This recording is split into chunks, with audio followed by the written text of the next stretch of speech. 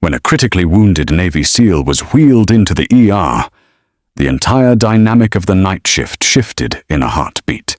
He locked eyes with Nurse Hannah, the very same woman the rest of the staff dismissed as a quiet pushover, and mercilessly overloaded with grunt work and snapped a crisp salute. In that instant, the hospital realized their easy target was anything but. The fluorescent lights of Seattle's Mercy General Hospital flickered with a sterile, unforgiving hum. It was 3 a.m., the hour when the rest of the world was asleep, but in the emergency department, the chaos had merely settled into a simmer. For 32-year-old Hannah Jefferson, the night shift wasn't just a schedule, it was a daily exercise in psychological endurance.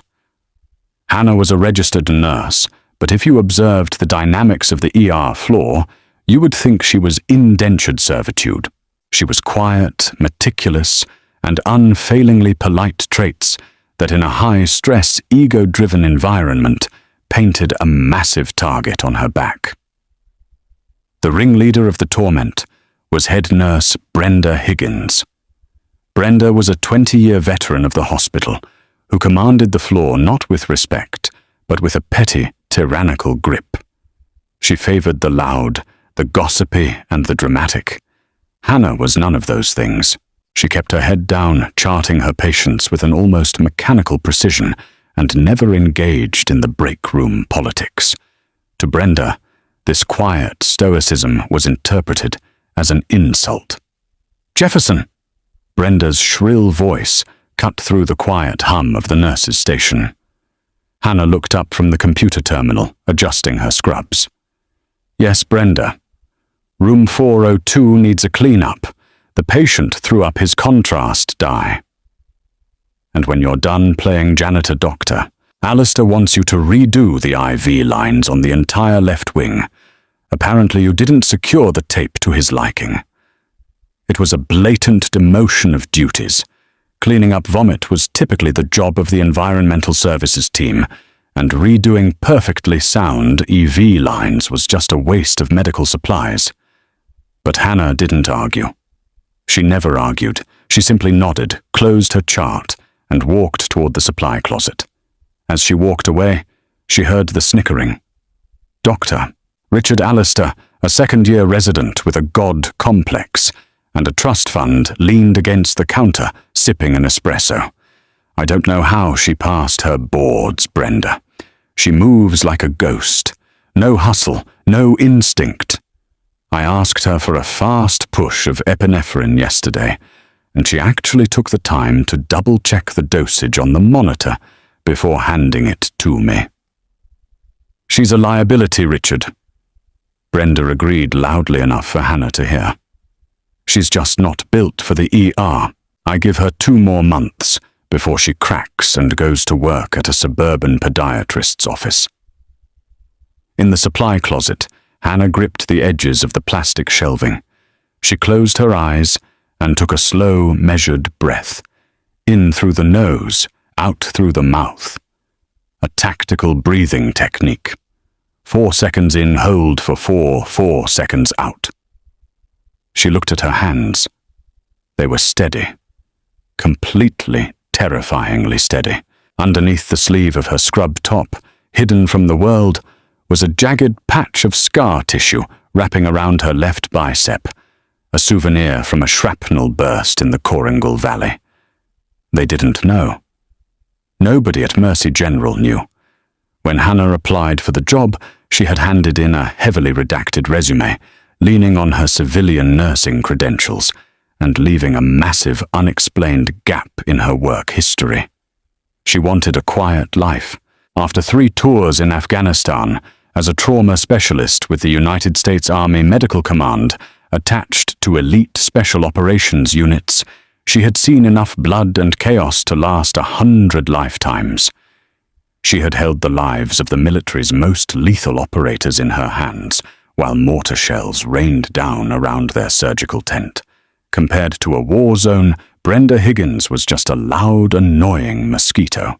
Hannah tolerated the bullying, the micromanagement, and the insults because it was the price she paid for anonymity.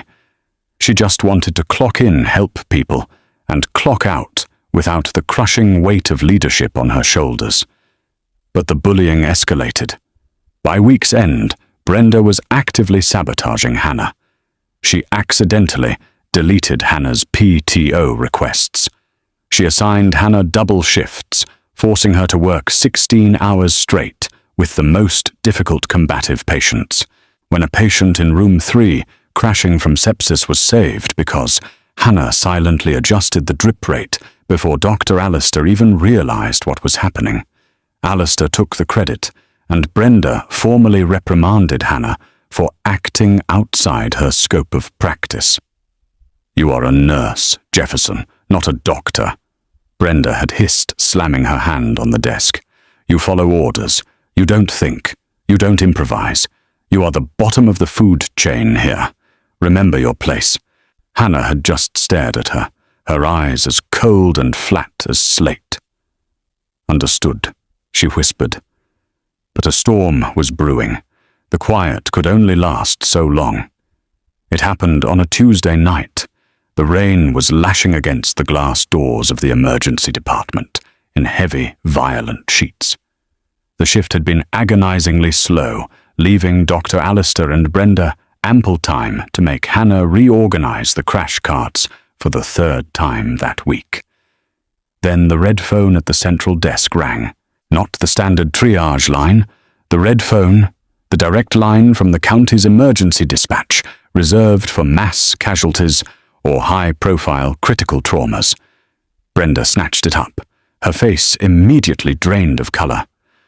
How far out? 5 minutes blast trauma. Who is the patient? She paused, her eyes widening. Understood. We are clearing Trauma Bay 1. She slammed the phone down, panic radiating from her. Alistair, we have a VIP incoming. A joint tactical operation down by the shipyards went wrong. An explosive device detonated. We have 1 critical. Massive hemorrhage blast trauma, potential pneumothorax. Dr. Alistair stood up, spilling his coffee. A VIP, like a politician. Worse, Brenda snapped, rushing to put on her trauma gown. Federal Task Force, a United States Navy SEAL. The dispatch said he took the brunt of a breaching charge to shield his team. The local SWAT and federal agents are locking down the hospital as we speak. The atmosphere in the ER instantly shifted from lethargic to electric panic. To a civilian hospital, an elite military operator with combat-grade explosive injuries was a terrifying prospect. The sheer force of military-grade explosives did things to the human body that textbook medical school didn't prepare you for. "Jefferson," Brenda barked. "Get out of the way. I want you in the corner. Don't touch anything, don't speak. Just stand by the wall and hand us gauze if we ask for it.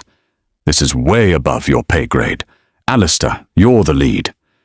Hannah silently backed into the shadow of Trauma Bay, one slipping on a yellow gown, a mask, and sterile gloves. Moments later, the double doors blew open. The noise was deafening.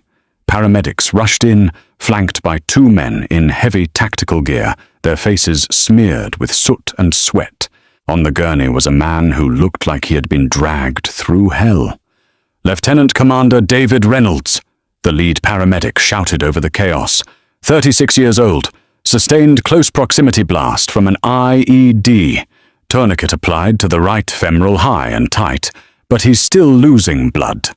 Blood pressure is tanking 70/40. He's got diminished breath sounds on the left side. They transferred him to the trauma bed. The SEAL was massive, a mountain of muscle, but he was pale as a ghost, covered in dirt blood, and the distinct smell of cordite and burned flesh. He was drifting in and out of consciousness, his chest heaving unevenly. "All right on my count," Alistair yelled, his voice cracking slightly. 1, 2, 3. They moved him. The monitor instantly began shrieking, a high-pitched rapid beeping that signaled imminent cardiac collapse. "He's crashing," Brenda screamed, fumbling with the IV lines. "I can't get a vein. His veins are collapsing from hypovolemic shock." Get a central line, Alistair ordered, grabbing a scalpel. His hands were shaking. He looked at the SEAL's ruined chest, trying to figure out where to insert a chest tube. The blast had warped the anatomy, swelling the tissue massively. I can't find the landmark for the incision. There's too much tissue damage. Doc, you need to decompress his chest now. One of the tactical operators roared from the doorway.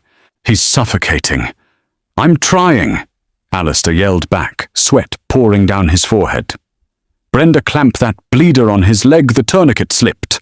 Brenda grabbed a pair of hemostats and jammed them blindly into the bloody mess of the SEAL's thigh.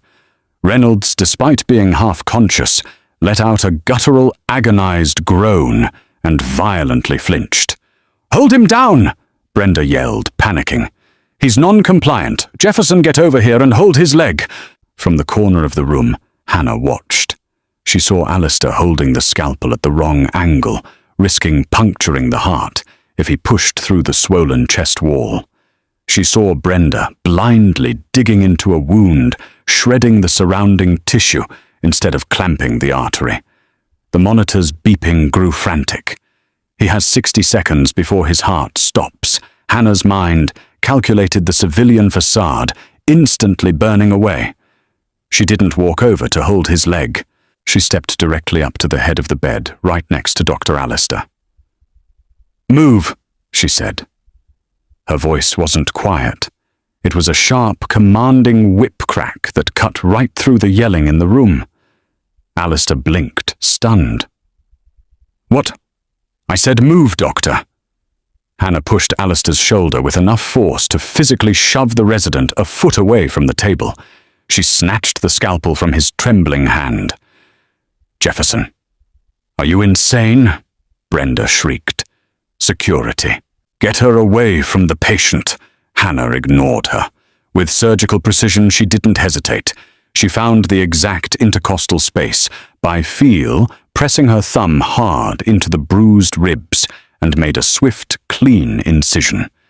She dropped the scalpel, grabbed a pair of Kelly forceps, punched through the pleura, and inserted the chest tube in one fluid, continuous motion. A massive rush of trapped air and blood hissed out into the collection canister. The SEAL's chest immediately deflated, and the monitor's erratic screaming began to slow to a rapid but steady rhythm.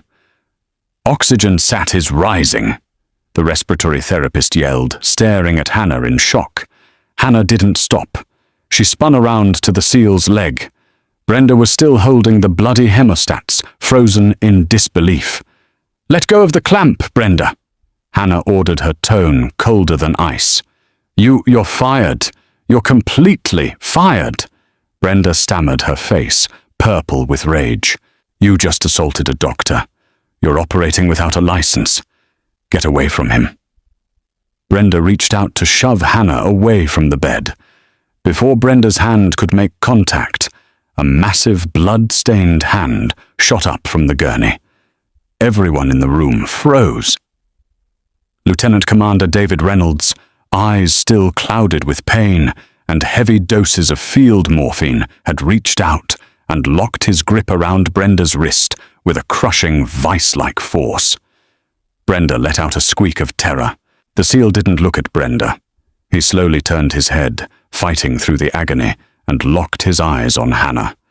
He stared at the way she held the combat gauze, the tactical stance she had instinctively taken at the side of the bed, the cold, absolute authority in her eyes.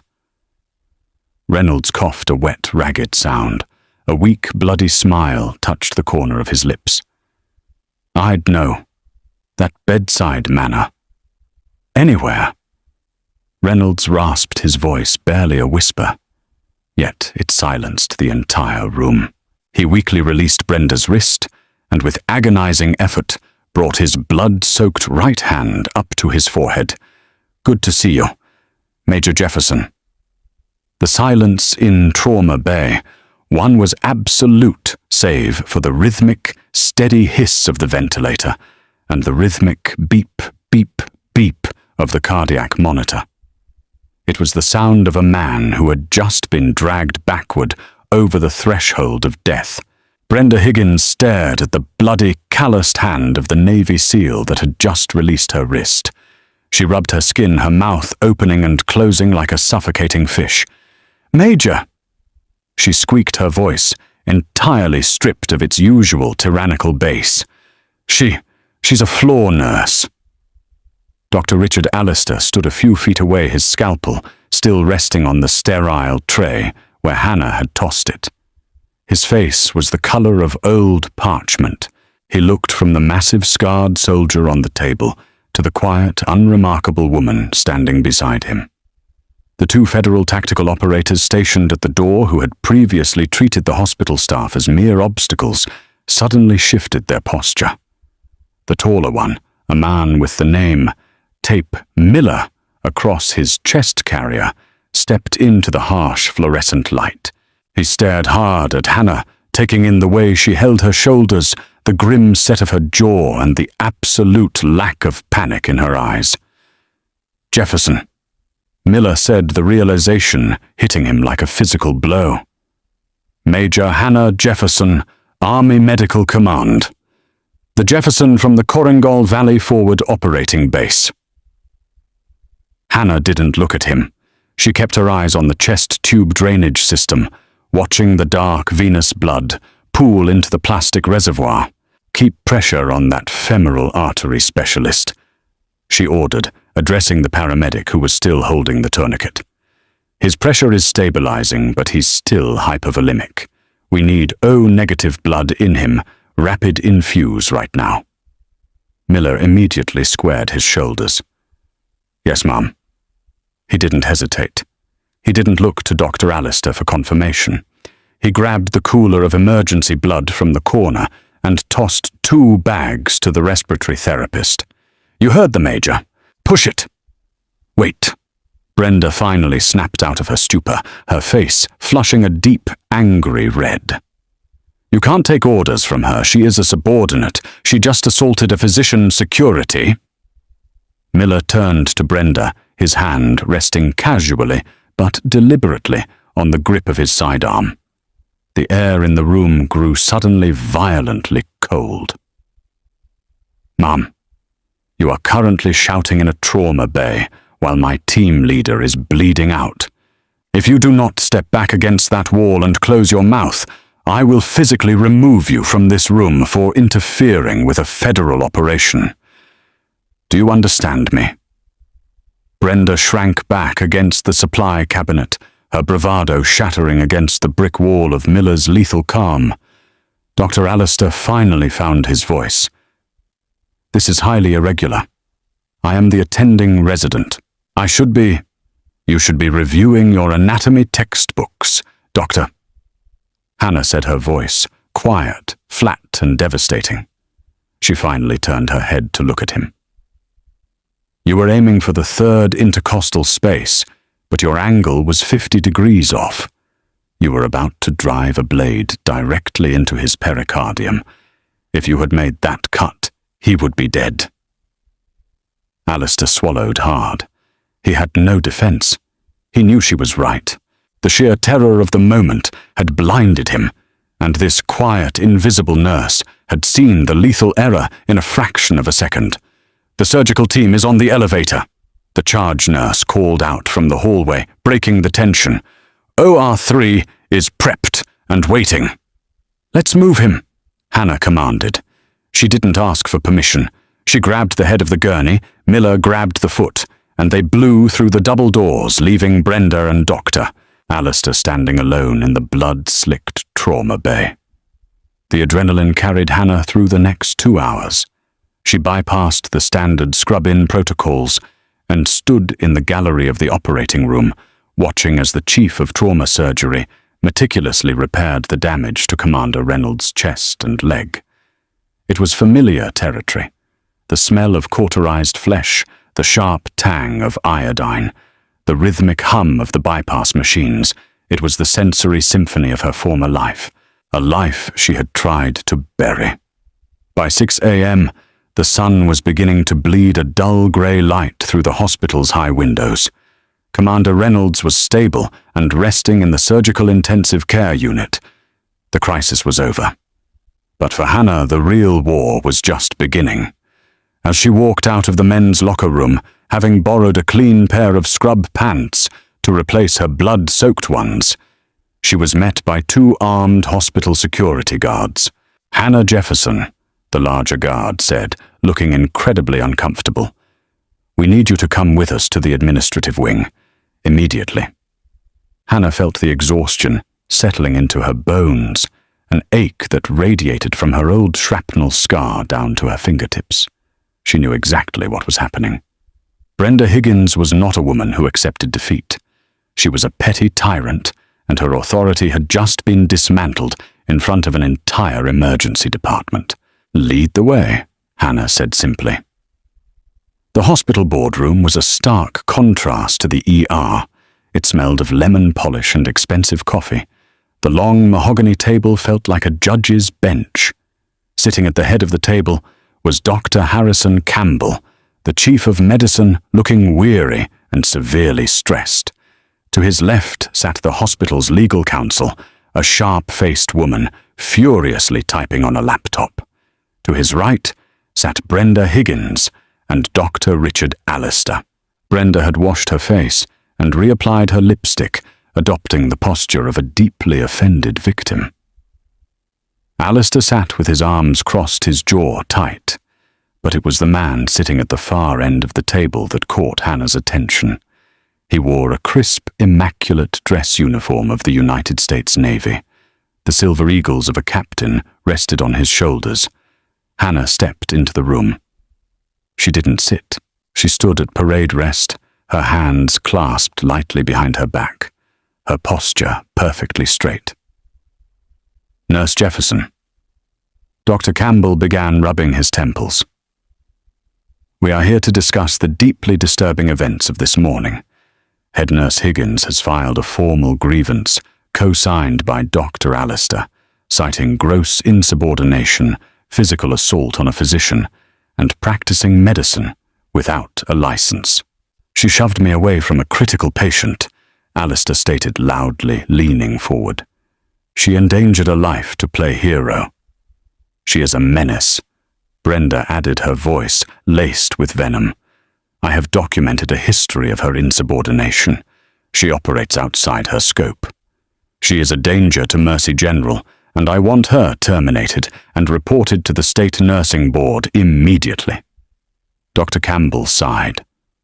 "Hannah, you physically removed a doctor from a procedure and performed an invasive surgical maneuver, a chest tube thoracostomy. That is entirely outside the legal scope of a registered nurse. Do you have anything to say for yourself?" Hannah looked at Campbell, then at Brenda. Her gaze was devoid of anger. It was simply clinical. The patient was in tension pneumothorax. Dr. Allister was unable to locate the anatomical landmarks due to blast trauma swelling. He was about to puncture the heart. The patient had approximately 60 seconds before complete cardiovascular collapse. I intervened to preserve life. "You are not qualified to make that assessment," Allister shouted, his face turning red. "You are just a nurse." "That is enough. Doctor!" A deep, commanding voice echoed through the room. The Navy captain at the end of the table stood up. He picked up a thick manila folder from the table. It wasn't a hospital file. It was secured with a red classification tape. "Dr. Campbell." The captain said, his voice calm, but carrying the heavy weight of authority. "My name is Captain Thomas Hayes, United States Naval Special Warfare Command. I am here as the commanding officer of Lieutenant Commander Reynolds." Hayes walked slowly around the table, stopping directly behind Hannah. "I received a very interesting phone call this morning from my tactical team." Hayes continued, his eyes locked on Allister. "They informed me that an ER resident nearly killed one of my most decorated operators due to panic and incompetence. They also informed me that his life was saved by a ghost." Brenda scoffed. "She's no ghost. She's a liability." Captain Hayes ignored her entirely. He dropped the manila folder onto the mahogany table. It hit the wood with a heavy, definitive thud. When Hannah Jefferson applied to this hospital, Hayes said, opening the folder, she provided a civilian resume. What she did not provide, because it was highly classified until 18 months ago, was her full military service record. Hayes pulled out a sheet of paper and slid it across the table toward Dr. Campbell. Hannah Jefferson didn't spend the last decade working in suburban clinics. Hayes stated the temperature in the room dropping. She was a major in the United States Army Nurse Corps. More specifically, she was an advanced practice trauma nurse attached to the Joint Special Operations Command. She spent 4 tours in active combat zones. She was the chief triage officer for a Tier 1 surgical unit. Dr. Campbell's eyes widened as he read the document. The hospital lawyer stopped typing. She literally co-authored the Department of Defense's field manual on blast trauma resuscitation. Hayes continued, his voice echoing off the walls. She has performed more emergency thoracostomies under active mortar fire than Dr. Alistair will perform in his entire, comfortable civilian career. She holds a bronze star with a valor device. When my men are bleeding out in the dirt, she is exactly who they pray to see. The silence in the room was absolute. Brenda's mouth hung open.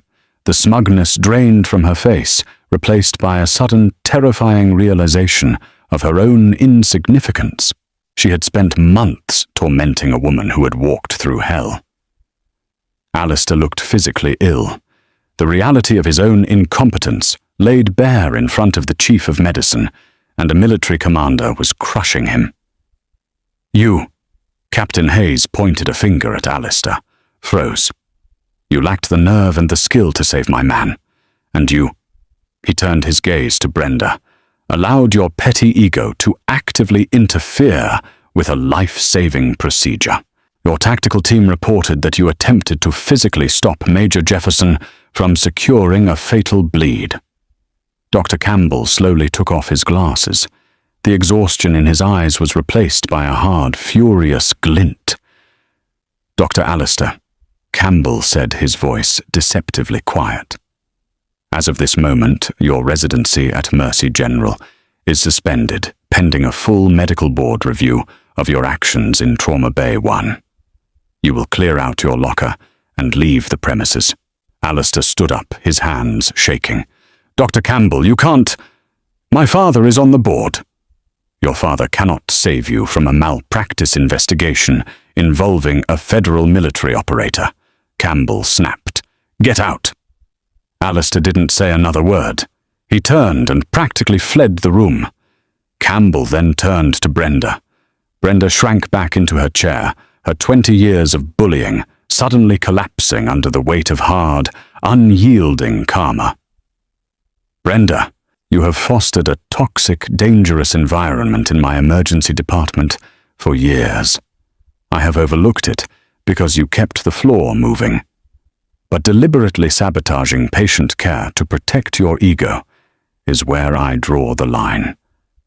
Campbell stated, his voice devoid of pity.